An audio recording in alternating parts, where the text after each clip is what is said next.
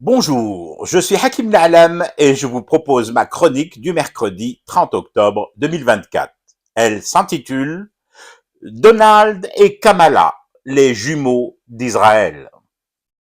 Mais bien sûr qu'il y a une grosse différence. Arrêtez de dire de manière imbécile qu'il n'y a aucune différence entre la candidate Harris et le candidat Trump à la présidentielle américaine du 4 novembre prochain. D'accord. Les deux postulants soutiennent sans faille Israël. Mais Kamala, elle, a promis de mieux défendre les minorités aux États-Unis.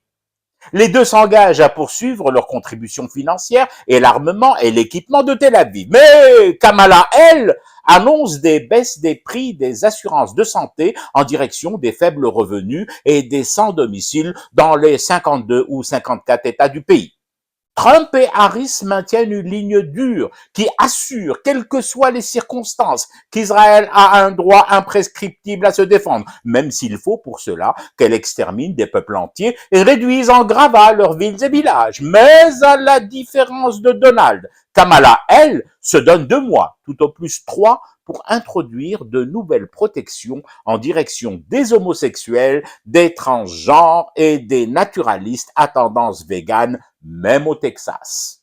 Les deux candidats qui s'étripent encore aujourd'hui par meeting interposé jurent qu'Israël est leur meilleur allié, garantissent à Israël le droit de fouler aux pieds les résolutions de l'ONU, ne protestent qu'à demi-mot et encore des mots prononcés en hébreu devant les massacres d'enfants palestiniens assassinés d'une balle dans la tête ou ensevelis vivants avec leurs familles dans des fosses communes par l'armée israélienne. Mais contrairement à Trump, Harris, elle, fait le serment que l'IVG, l'interruption volontaire de grossesse, ne sera jamais menacée aux USA et au contraire, renforcée par un dispositif législatif impossible à réviser à l'avenir.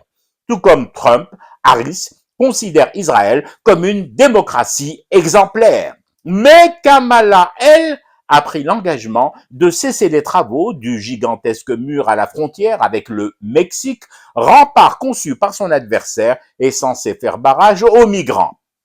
Donald et Kamala ferment les yeux sur les nouvelles colonies juives en Cisjordanie entre autres, mais avec cette nuance de taille. Lorsqu'Harris les ferme ses yeux, elle part aussitôt d'un grand rire qui la caractérise tant et la distingue nettement de son concurrent. Mais si, vous savez bien, c'est sa marque de fabrique. Ce rire tonitruant, limite gênant, avec lequel elle ponctue les blancs et les vides sidéraux de ses discours de campagne.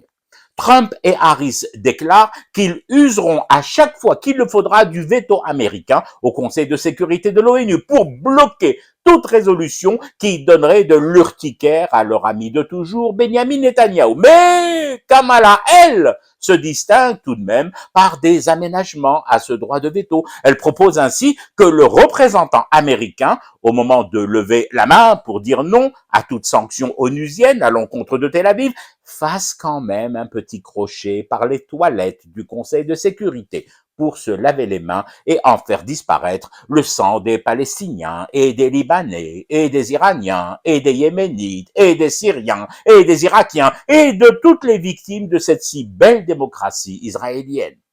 Vous le voyez bien, ça n'a rien à voir. Les deux candidats sont franchement différents, voire aux antipodes.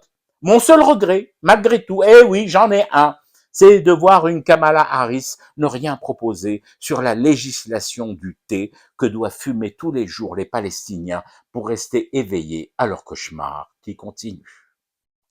C'était Hakim Na'alam, je vous retrouve demain pour une autre chronique et une autre façon de dire son amour à l'Algérie.